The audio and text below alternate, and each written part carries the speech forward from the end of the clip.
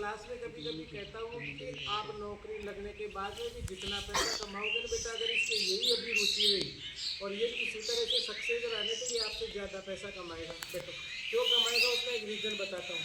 क्योंकि पैसे वाले लोगों का एक कल्चर है, जैसे राजनेताओं से संबंधित मान लो, अन्य व्यवसाय से संबंधित जो पैसे वाले लोग होते हैं ना, वो अपनी ग्रोथ नहीं बढ़वाते हैं, वो खिंचवाते कम और बढ़वाते ज़्यादा है। तो इस क्षेत्र में काफ़ी ज़्यादा पैसा है, सरकार आपको अनुदान भी देती है, इसलिए जब भी आपका मन करे आप चित्रकारी जरूर करें बैठ के।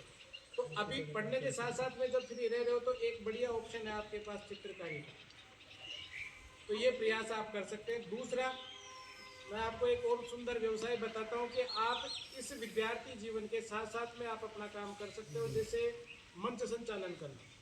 बहुत से ऐसे कार्यक्रम आपको देखने को मिलेंगे जहाँ पर मंच संचालन करना सही तरीके से अगर किसी बच्चे को आता है तो आजकल सब पैसे में बुलाते हैं उसको, चाहे राजनीतिक सभा हो, चाहे और अन्य किसी भी क्षेत्र से संबंधित कोई सभा हो, तो उसका मंच संचालन करने के लिए अब आप सोचो कि 4 बजे आपकी छुट्टी हो गई और अब आपका मन नहीं कर रहा। या शादी में देखो, जो बड़े बड़े पैसे वाले लोग होते हैं ना, वो माइक पे बोल के फिर बुलाते हैं, दूल्हा हो दुल्हन हो, अब दूल्हे का पापा नाचेगा, दूल्हे की सखी। कभी देखा है अपनी बड़ी शादियों में?